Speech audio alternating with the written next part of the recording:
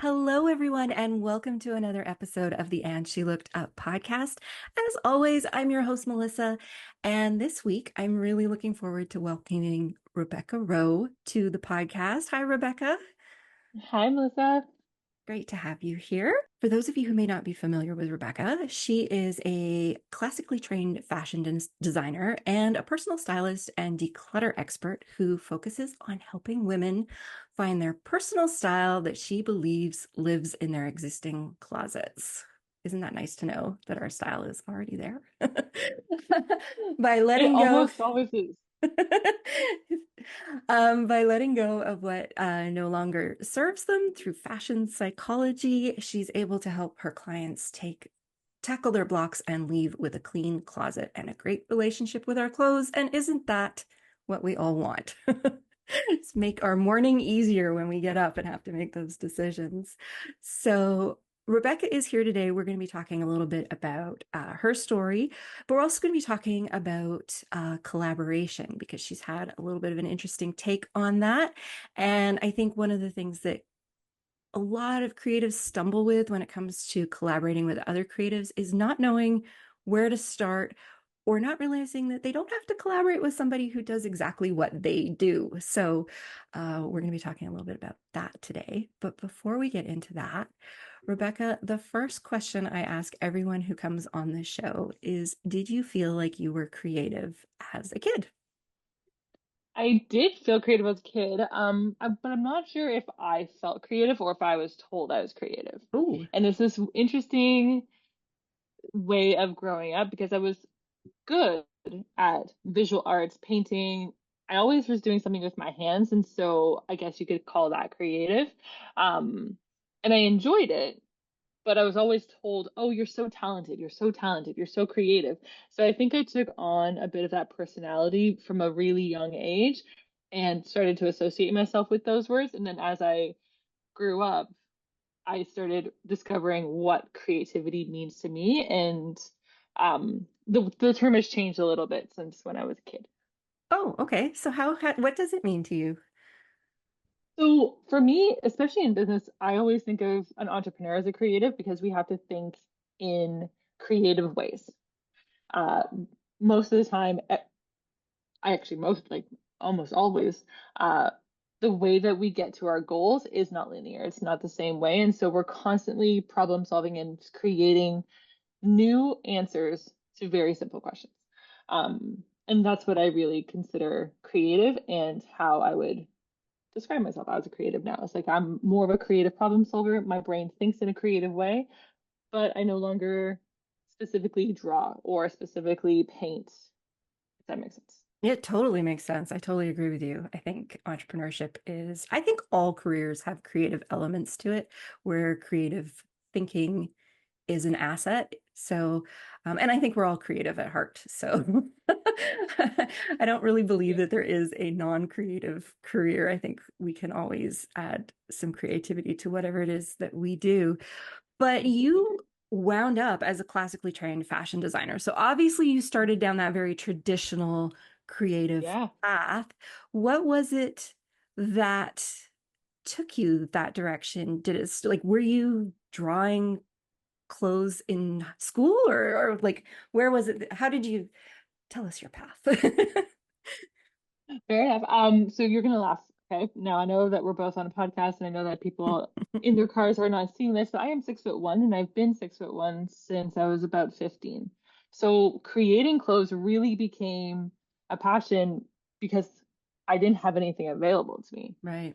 When I was 15, I was wearing maternity clothes because I needed the length and I wanted that long tank top underneath your baby tee look. That's how old I am, guys. We're just gonna not judge me. And um, so I started thinking about clothes and I started thinking about why we would wear clothes. And I was getting really creative in finding answers to this problem. The problem was I was not fitting into the clothing that my friends were wearing. I wanted to wear those clothes. What can I do?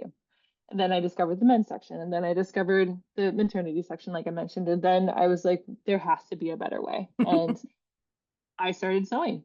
I started drawing clothing, but really I started sewing and putting together these, what I would call puzzles, which ended up being clothing. When you think about clothing, it is actually just a 3D puzzle. And it's something that's always been interesting to me is the pattern making, which is kind of like the building blocks of any clothing piece. Hmm. Interesting. Okay.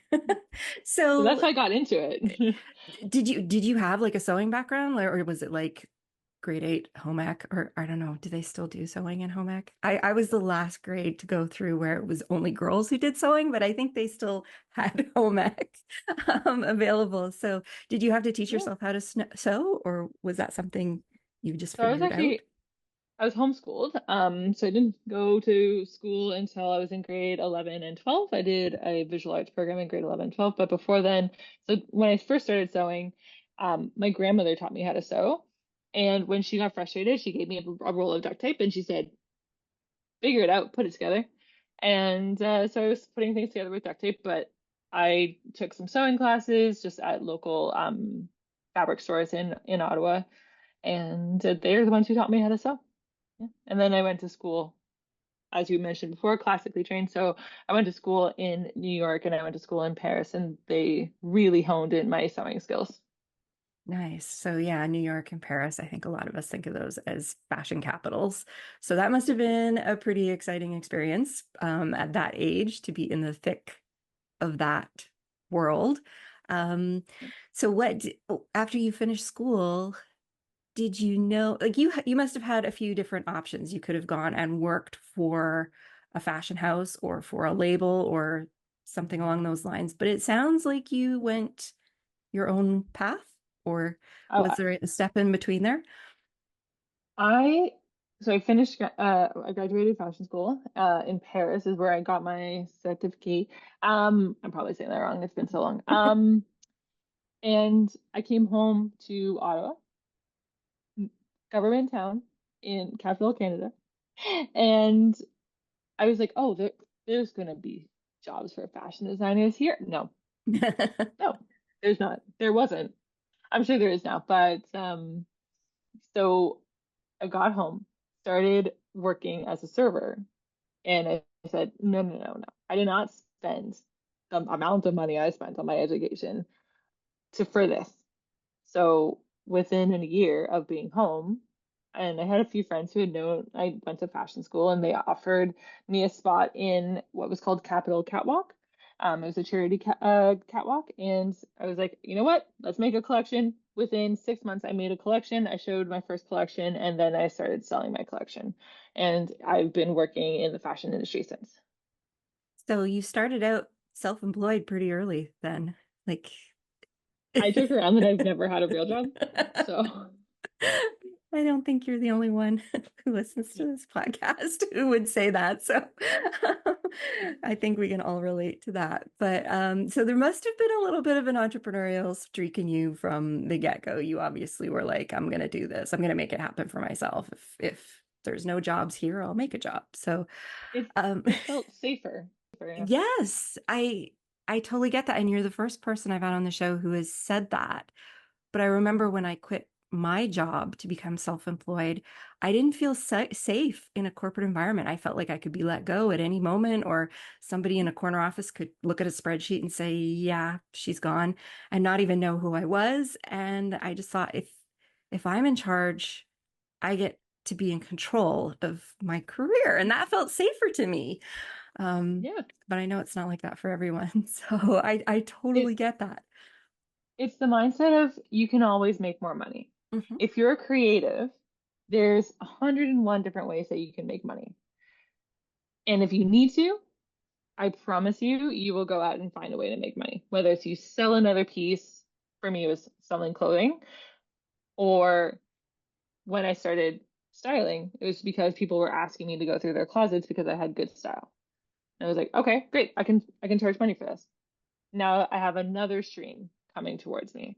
So because I was in control of, like you said, like of everything and not just a number on a spreadsheet that goes, you're expensive. Next. Exactly.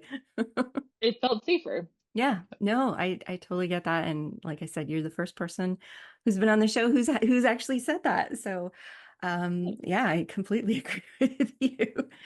You mentioned in your bio on your website that you're a designer with a message. And while you're not actively designing at this point, what was the message that you felt you had to share with the world through your clothes? So when I first started my clothing brand, and it has kind of the message is still there. It's always that your personal style is in your closet. And when I was creating clothes, I had created a new size guide. That was the message really that I wanted to get into is that the clothing themselves can be wrong. Your body is inherently not wrong. So no matter whatever's in your closet currently either can fit, will fit, or it's time to go. Right. Um, and I really wanted to get that through to people is that by nature of the fact that we would never say a sunflower is too yellow, your body cannot be wrong, no matter what anyone else is saying. So the clothing that is man-made and often very quickly man-made and designed to fit, a few million people, they can be wrong. So I wanted people to feel really beautiful and feel really confident, whatever that looked like for them, because beauty changes depending on how you grew up, what you value, et cetera, et cetera, et cetera. But I really wanted it to make sure that it was customized to what their values were and fit the body that they were trying to live in, or Awesome. that they are Yes. living in. Yes. It's just, I think that's a struggle that so many of us have is just feeling like you wake up and our bodies change as we get older and things happen. And just, I literally just had this conversation with a friend the other day about how, as you get older, even though our weight, the number on the scale hasn't changed, nothing fits. Like just Yeah. sort of happened overnight. Everything in our closet doesn't fit because the everything where all the weight Mm. sits has shifted. It's in different spots Yeah. now. Yeah. And it's so frustrating. And you get so, you start to feel a little bit down on yourself. And it's so to have somebody who comes along and says that, no, no, it's not you. Yeah. It's clothes in your closet. So you've gone beyond designing at this Mm. point, and you're doing other things. So let's talk a little bit about that. One of the first things that you mentioned that you went and did as a new offshoot from what you were originally doing is working as a personal stylist. So you mentioned that you had friends who were starting to Yeah. ask you, um, "Hey, can you help me out?" Because don't we all wish we Yeah. had that friend, right? Exactly. And then as soon as you find that friend and you find out that they're doing it, you start doing it. And so I had a couple of friends that were like, "Oh, can you help me with the styling? Can you help me like declutter my closet? I have so many things in my closet and you're so good at putting things together. Can you help me?" I said, "Sure." And then last year, on top of everything, I had a tremendous flood in my apartment, which also was my studio, and it completely drowned all of my physical clothing. So, I cried for about a month, not gonna lie. And then I said, you know what? While I was waiting for my apartment to get refinished, um, I was like, this is a sign. Let's just take it for what it is. Call it woo-woo, call it universe, call it whatever. Call it the next step in the progression of my business. Let's throw some gasoline on the styling and see what happens. And next thing you know, I was been booked ever since. I changed my website a little bit, took the clothing off, obviously. Um, but I've been booked ever since because I realized that this is a really big problem is that people are overwhelmed going into their closet a lot of the times. And that's the main feeling I think that I've witnessed is that these women are like, I have all of these clothes and I've been told that they look good. I don't know how to wear them. They don't really feel like me. Should I keep wearing them even though they look good, but I don't like them? So it's really a big conversation. And that's where the fashion psychology comes in because it's not just about wearing something that looks good. It's also about feeling good. Yeah. Um, and there's so much that comes into that, right? Uh, I mentioned before, like I'm 6'1". I have no problem wearing something that's a little bit more revealing because men don't come up to me. I worked as a server, as I mentioned, and for years I was, hey man, because I'm looking down at them when they talk. Yeah. And to all of my friends who were there, and they're smaller than me, hey baby girl. Oh, interesting. And so their relationship with how they chose to present themselves was very different than how I can choose to present myself because this the way that we grew up, the way that in those formative years we had nicknames that changed based on who we are as a person, how we presented ourselves, what people instantly thought about. And so that's where I go into those conversations now with these women who are, they're out of the serving industry or they're out of this and they're into a new part of their life. And I say, great. So, you don't like wearing pink. Why not? Pink looks amazing on you. Oh, well, my ex-boyfriend liked it on me and I hate him. Okay, cool. Well, let's not wear pink then. I'm not as colorist. I think that the color seasons are stupid, to be quite honest. I'm not gonna lie. If you want me to do your color analysis, I'll be like, look at yourself in the mirror. The one that you smile in is the color that you like. Oh, I love that. Period. Yeah. Yes. You don't need to pay me $400. I'm going to tell you for free on this podcast. You look at yourself in the mirror and you like and you're smiling in a color, it's the color that looks good on you. Period. And it's going Yes. to change because, as you mentioned, as we get older, our coloring changes. Yeah. But if you still love green and it makes you smile, wear the Wear green. that color. Yeah. And so that's how the business progressed and changed. And I've since, been hired to do workshops and talks because I don't see styling as something that should be unattainable. I see it as a skill that people deserve to learn. Yeah. That's, we never really think of it as a skill, do we? But you're right. That's, yeah, it's a skill. So when you made this pivot, because I think also a lot of creatives feel like they get stuck in something that they're known for or that they're good at and they do well at, but it's not necessarily lighting the fire anymore and they'd like to pivot, not wildly or anything, but do something a little bit different. And they're not sure how, or there's some fear there that it won't be successful or whatever. So when you obviously had interest, you had people, friends and things coming to you, but when you decided to pivot, what did you do from like a business standpoint to get yourself out there? Or was it completely word of mouth? Like, It, did you change up how you marketed or? I drastically changed my marketing and I went hard with almost everything. Imagine you're starting your business from scratch because the clients who have been working with you for a certain type of product or service, and if you decide to change, they're going to still ask you for that product. They're no longer your ideal customer, and you're going to want to shift your messaging and get very clear with what you do offer, which means, and now this is hard for creatives. I know I'm one of them, really hard boundaries. Yeah. This is what I do, this is what I don't do. I was, in hindsight, lucky enough to have a flood that completely destroyed my business, right? There was no, oh, can you just make me this? I had no patterns. I had no fabric. I had nothing. I barely had a sewing machine. So the answer was no. I literally can't. But when you still have the ability and someone's asking you for it and you're like, oh, but that, $500 would be really good right now. You have to say no. Yeah. And you have to go hard with what you're trying to say, what you're trying to sell. And the main thing that I see with creatives in this space is sell me. Sell, like, don't allude to it. Oh, I'm starting something new. I'm starting something new. You want it because of this, and here's where you buy it. Yeah. Like, make it idiot proof. And that is the easiest way. And it's terrifying. And the first time you post that reel on Instagram or TikTok or whatever, and you go, huh, no.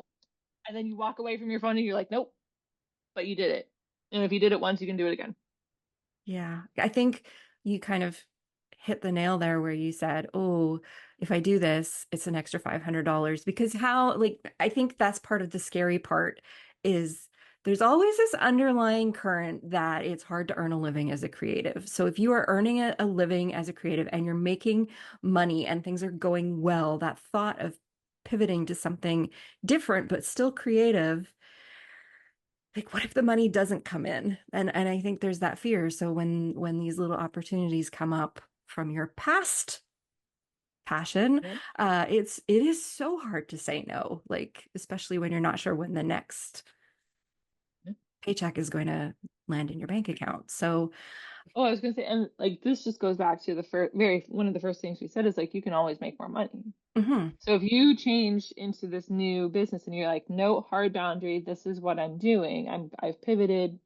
Um, and then people keep asking you or for other things, that's either time to go back and say, what am I doing? Because if I'm being drawn to these things, am I being drawn to the proposal because it's because of the money? If I need $500, what can I do in my business right now to earn me $500? yeah. Actually, and for those of you listening, Heather and I did an episode way back, I think in season 1 or season 2, I can't remember, on what you could do to earn $100 in your business today and every day. And it's a really interesting exercise to go through, regardless of what it is that you do, but just to think to yourself, what can I do to earn $100 right now, doing what I love to do? And when you sort of think of it from that perspective, making $100 is not that hard. It's not a lot of money today, right? Like $100 doesn't even buy your groceries at this point. So, what could you do to earn $100 today?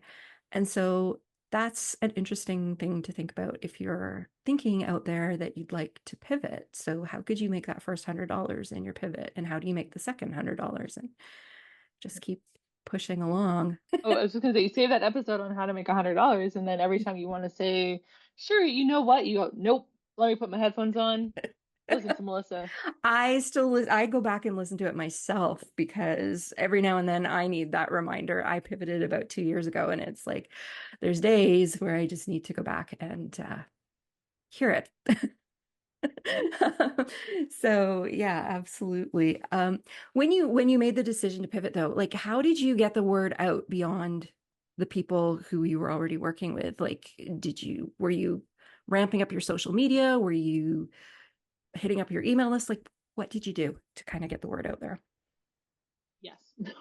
So I did, um, I kickstarted my Instagram by posting 30 reels like in 30 days.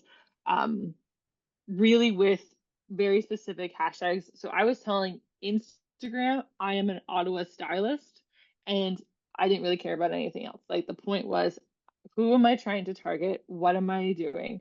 So styling tips, the letting things go, how that feels, because every time you go through a closet purge and then you think, oh well, what about that top? No, that's buyer's remorse. We're going to let that one go.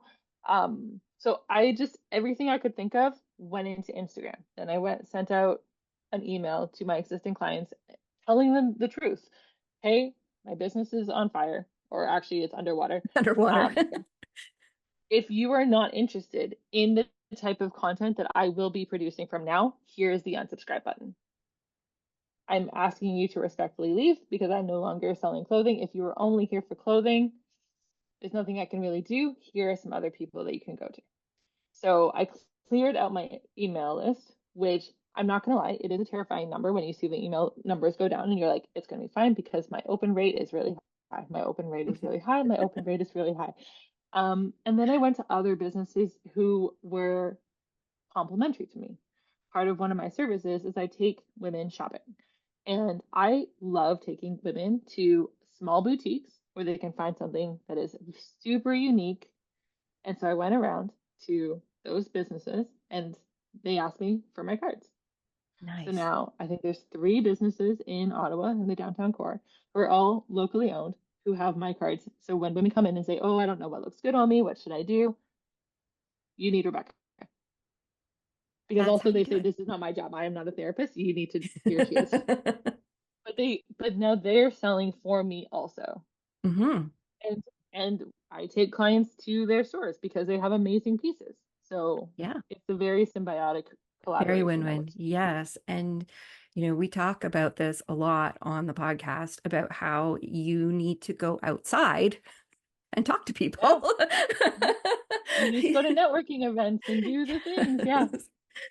So, I mean, those kind of relationships don't happen easily on social media. So if you go out and you make the first step and you're walking into a business who is going to benefit from what you can bring to them at the same time as you're benefiting from what they can bring to you. So it's a win-win. And when you can kind of approach it like that and present it like that, um, people are more willing to listen to what it is that you're trying to say to them. So Use the relationships you have. So if there's a local coffee shop and you go there anyway, tell the barista that you talk to every day, oh, I'm starting this new business. That barista sees what, 100 people a day? easily, yeah. That's someone who's marketing for you. Oh, that's awesome. Do you want to put your card up on our flyer board? Amazing. It Yeah. doesn't have to be something that's like specifically in your niche to get your word out there. Yeah. Yeah, I think that's something we forget and need to be reminded of because you never know who somebody's connected to, right? Yeah, so it's always worth just mentioning it if somebody asks you what you do, when we talk about the elevator pitch and all that stuff, but it's we talk about it because it works. It works when somebody Yeah. asks you what you do if you're able to actually tell them what it is that you do. You never there's a commercial going around. It's so silly. I saw it on TV the other night. These two women in an elevator talking about buying a house or something, and the woman behind them pops out and she's like, "My son is a realtor and he's a fitness coach and he sells supplements." And she's just handing out all these business cards, and I'm like, "That's what you got to do." Yeah. So yeah, it can be a little scary sometimes going outside. I know. I don't like it, but it's honestly how I think some of the best opportunities come to us. So Oh, yeah. everyone, you got to go outside. You do. And it's scary. So put on a character. That's what I do. Yes. Isn't that what I Beyonce does? Sasha Yeah. Fierce? Yeah, I put on server Bex, which is the person that, was probably serving you when I was in my early 20s. And I go, "Hi, how are you? My name's Rebecca. I'll be taking care of you." But I say it with it I'm a is. stylist. So, It's a little switch that you need to flick when you walk out the door that you are. We had another guest on who is a journalist who's one of the quietest, more introverted people that I know. But she said, my notebook, my journalist notebook that I carry is my shield. When I have that notebook, I turn into a journalist. yeah. Um, and that's the switch for her. So I think we all need to find our switch. Really, is what it comes down to is what is that thing that makes it easy for you to walk out the door and do that. A lot of So, times, the easy part is a costume. So if you put on a single pair of heels or mm, a certain blazer, and have that be your networking outfit, it can yeah, become a trigger for your mind to go, "Oh, okay, yeah, I'm ready to go now." isn't that wild how powerful that kind of thing can be? Like, yeah.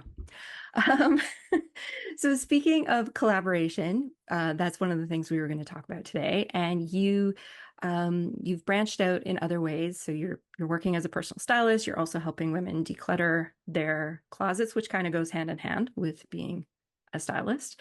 But you have also started another collaboration with somebody who is in a completely different niche with you, a Yeah. nutritionist. So, tell us a little bit, first of all, about what it is that you and Jen, I believe it is, are Yeah. doing and how that came about.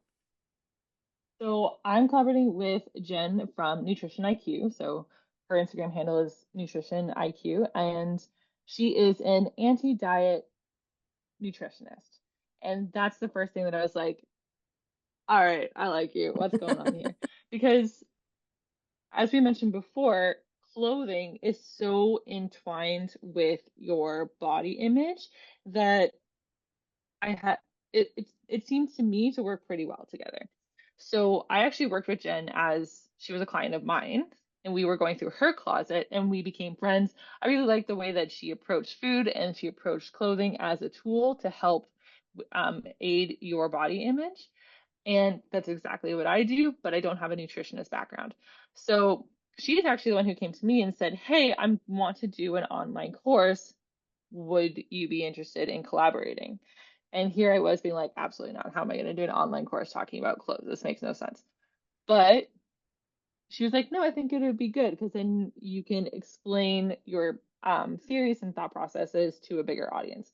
So I took a second, and sure enough, we developed a course together. So she actually does the first part of the course is all about nutrition and understanding what your body needs. And then you get into my part of the course, which is where I illustrate how to therefore take care of your body in a different way from the external putting clothes on. Um, and it is a very interesting collaboration. We just did a bunch of marketing for it, like some content, and the two of us together are just, it's very like we're opposites. Like she's small, I'm tall, and but we have the same idea. And the thing is like when you're looking for a collaboration, you're looking to meet the same ideal customer. So her ideal customer is a woman who doesn't feel comfortable in her own skin, and I would say the same. Mhm. We're just coming at it from a different perspectives. And when we can get to that level of body neutrality, I'm not saying that you have to love your body. Nobody loves their body all the time. But if you can get to the point where you can say, this is what it is, what can we do to move forward, and what can I do to feel good right now? Which is the same core message that she had. And that's the way that I think any collaboration needs to work is that Mhm. one, you need to be trying to talk to the same person because that same person probably has more than one problem. Um, and make sure that you guys both have the same overall theory and values. Yeah.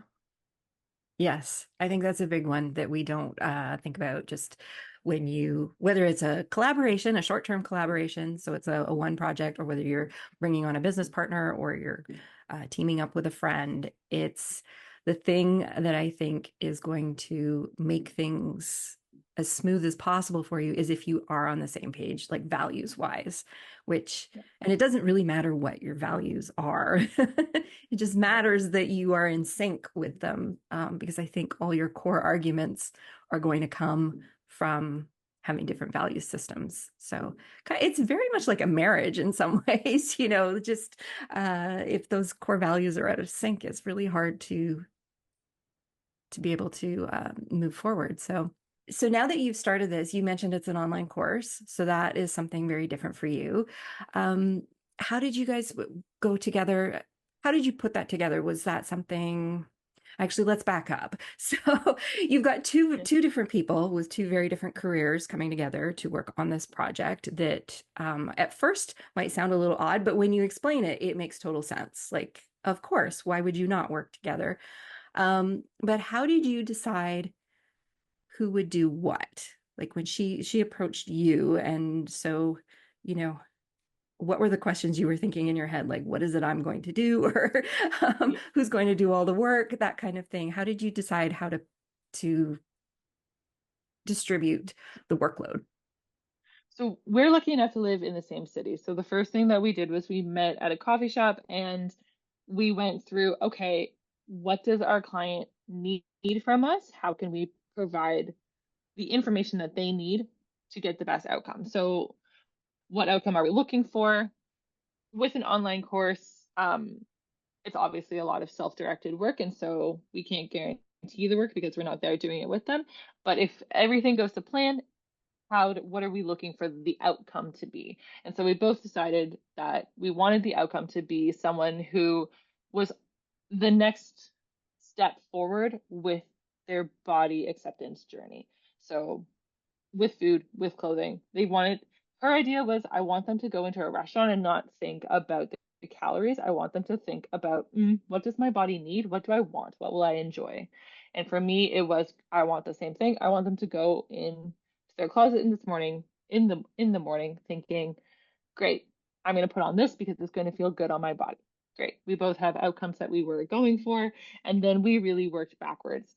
I don't want to talk about body shape because I don't think it matters as much as proportion matters. So there was a couple of things that I was like, I'm very adamant that this needs to be covered in the course because it's not covered anywhere else. You can go on Pinterest and find here's what your body type, here's what fruit you best You're an represent. apple, you're a pear. Um, Yes. exactly. And I'm like, I've never seen a woman walk around looking like a pear or an apple. And No, I'm I like, know, or an no, apple, or makes no bloody sense. Whereas like men get actual shapes. And you're like, here, a rectangle. I'm like, that makes more sense. Anyway, we're gonna talk about that on a different podcast. Um, so I wanted to talk about proportion. She wanted to talk about grieving the thin ideal. Great. So then we came up with a series of chapters that we each wanted them to go through. And then we individually filmed content. Mm, So we each made slide decks that we then recorded. I recorded in Canva, she recorded in Zoom, and then we put them together on a platform. Now, it did have to be on her platform because she has a nutritionist only platform because we are talking about some medical oh, yeah, use. yeah, yeah. So if anyone comes with any sort of allergies or medications or things that they need to have a bit more in-depth conversation with, we wanted to make sure that all of their information was covered and safe to give. So we chose to use her platform. However, there's a million course platforms. Hmm. So if you are thinking about running a course, use the one that's best suited to you. And then we got together, like I said, a couple days ago, and we came up with a shooting schedule for more content. So it's really been a collaboration where we are taking the workload on 50-50. Um, both of us popping into the chat to make sure that if anyone has any questions, we can answer them accordingly. Some people have more questions about style, some people have more questions about specific nutrition. Hmm. Um, but obviously I can't answer, and we just play off of each other. Yeah, and I guess from a marketing perspective, you've both got your own separate audiences that you can bring to this. But are you doing like coordinated marketing attempts? Like, have you set up a separate social media for this, or are you just using your own individual accounts to? We're just using our own individual, and then we're using the invite collaboration function on Instagram. So as soon as she accepts the invite, the same reel pops up on her Instagram. So if I edit it together, it will pop up on hers, Right. and Awesome. vice versa. I think there's a lot of people out there who would love to collaborate. I see this all the time in Facebook groups. We hear it from the people we talk to through the podcast is I want to collaborate, but I don't know how. I don't know how to find somebody to collaborate with. I don't know, like, what should I be thinking about? All of these questions. And sometimes they want to collaborate with an influencer who can help them get their work out into the world. Sometimes they actually want to develop something new with like a true business collaboration. So when you were going through this process, like you said you met Jen, you helped her with her closet, you became friends, and you had similar value systems. So was that what like told you like this is a good person? Like I feel good about this. Um, I think this is someone I can really work with. For me, with this specific project, yeah, it was a lot of I like the way that she works. I've seen her work, um, and I know that we'll work well together. I'm comfortable doing a collaboration with this. I feel like this will actually yield to results. I've also done collaborations with influencers, and I've done collaborations with other companies Mhm. or other businesses. The one thing I will say about working with an influencer is that they are a spotlight. So if you're not ready for a spotlight, if all of your funnels and all of your emails and if something that on your end is not ready for gasoline, then don't throw gasoline on it. Yeah. Um, it will because they just shine a spotlight. They say to their audience, "Hey, check out this product." And you need to be ready to be like, "Great, here's all of the things I need you into my orbit now. You are now my person." Yes. So, do you have your collection ready to go that as soon as this influencer posts, you're ready with, hey, and give me your email. Let's sign this up. This is obviously something you want from me. Check out my website. It's cleaned up and ready to go. Like, do you have all of those? But if you're working with someone on a project, it's the same as going back to school, right? Like, first of all, are you being realistic with how much time it's going to take? Because it's going to take more time than you think, Yes. and give yourself like a runway. So we actually this is our second time marketing this course. The first one we did was a very soft launch. We wanted to work out any kinks. So we offered, a early bird discount. And now that we have those kinks worked out, we're very confident in saying like this is a good course. And everyone who's taken it so far has gotten a lot out of it.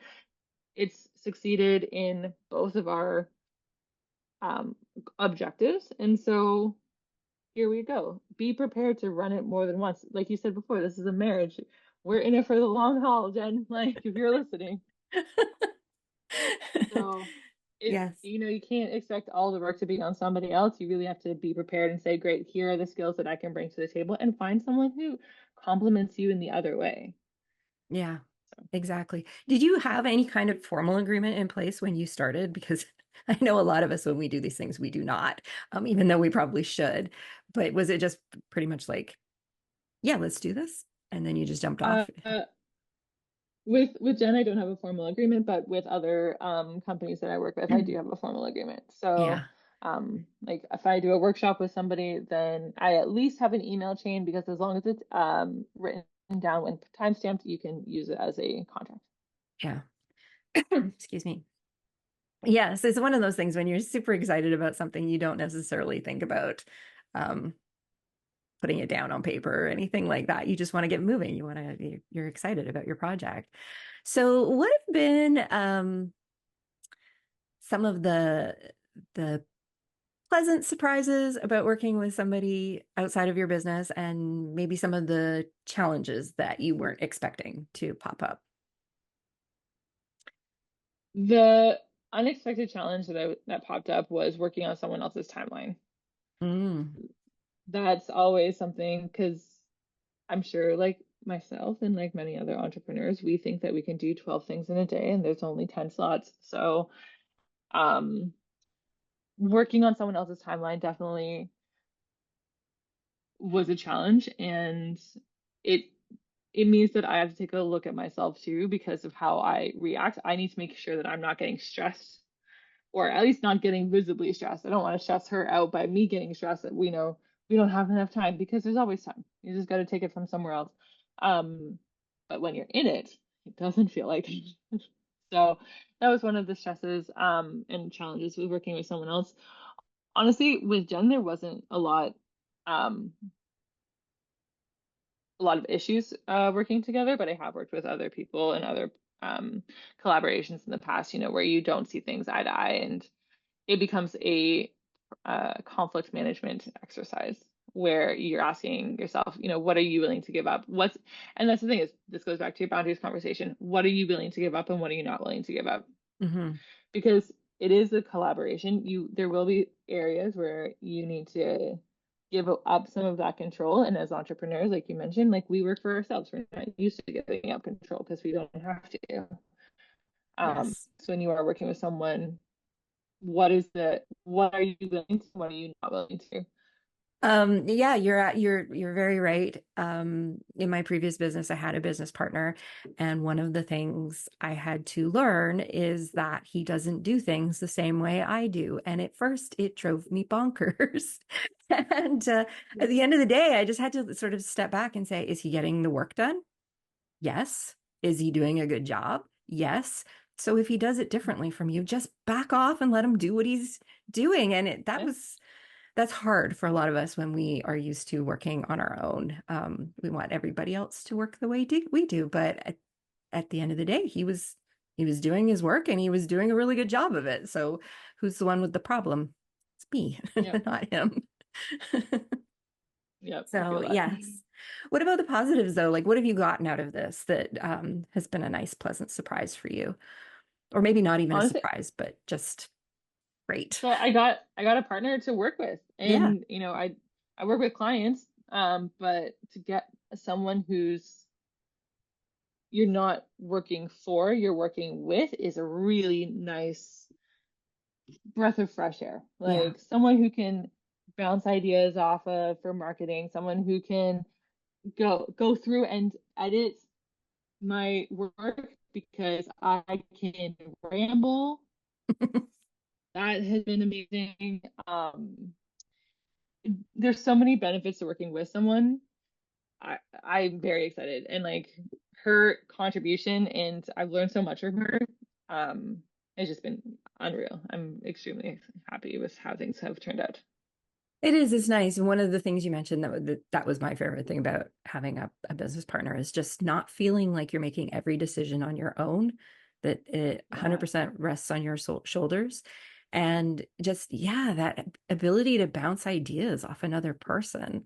Because it can be lonely working on your own, you know? So just And being you get able, stuck in your box. yes, yes, absolutely. Sometimes you just need to say something out loud and have the other person go, yeah, that's a good idea, but what if we kind of did this? You know, like you just the iteration that happens when you are working with somebody it often winds up taking you further than you would have got on your own. So I really liked that part about um, having a business partner or collaborating with someone. It's just I think it just also gets your creative juices going in a way that Yeah. wouldn't have happened before.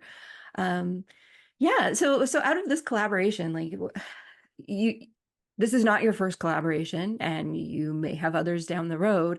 So what are some of the lessons that you've learned about collaborating? Like if our listeners are out there thinking like this is something they want to do, and I know they do because we hear about it, and are pondering their own collaboration, what are some of the things that you would tell them to watch out for and but also embrace, I guess, in the whole process before they take that plunge?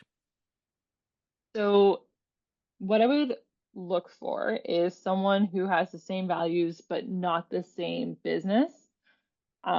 So for example, I'm a stylist. I wouldn't collaborate with another stylist. We're direct competitors. It doesn't make sense. Right. Um, but find someone who has the same values and the same ideal customer.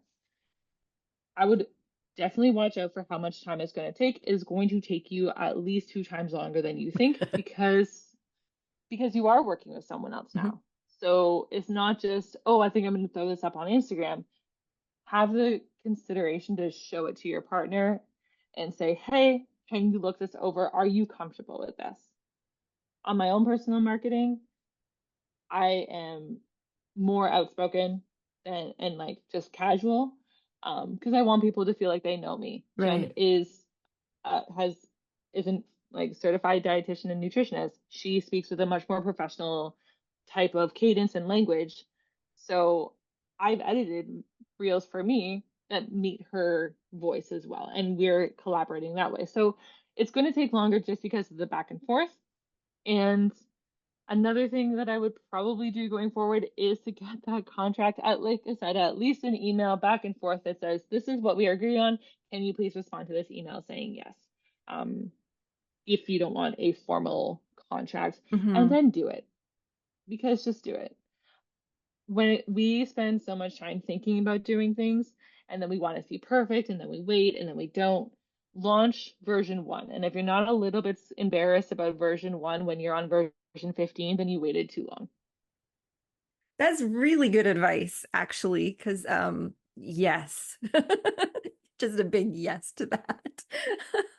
uh yeah, yeah. If you don't look back at your early work and cringe, then you're not really growing, are you? And like you said, I haven't heard it worded that way, but yeah, you started too late. You waited too long. Yep. That's really good advice. Um, on that note, uh, going forward, so where can people find you on both on your own website and also on the collaboration that you've done with Jen? Where can they find you online? So everything is super simple. It's just my name, Rebecca Rowe, Rowe, .ca. It's my Instagram, it's my website, and you can find the collaboration with me and Jen right there on my website. Awesome. So And front and center. we'll put links to all of this in the show notes for everyone who wants to find you. You also had a generous offer for our listeners. I've lost my spreadsheet. Yes. So for all of you listening, if you head over to Rebecca's website, which is rebeccarowe.ca, she is offering up a 25% off discount off of any of the books on her website, which includes a style journal to help you work through your fashion blocks and navigate the human experience. Oh, and you mentioned that's actually written with a teenage audience in mind. So that's kind of interesting too, because teenagers are fraught with what to wear and how we look and all of that. So use the code ASLU at checkout and you'll get your 25% discount on that. Thank you very much, Rebecca. That was very nice of you to do that for our audience. Yes, and thank you so much for being here today and sharing this with you. I know collaboration is something that is, like I said, we talk about it a lot on the show. We hear about it a lot in our circles and with our listeners.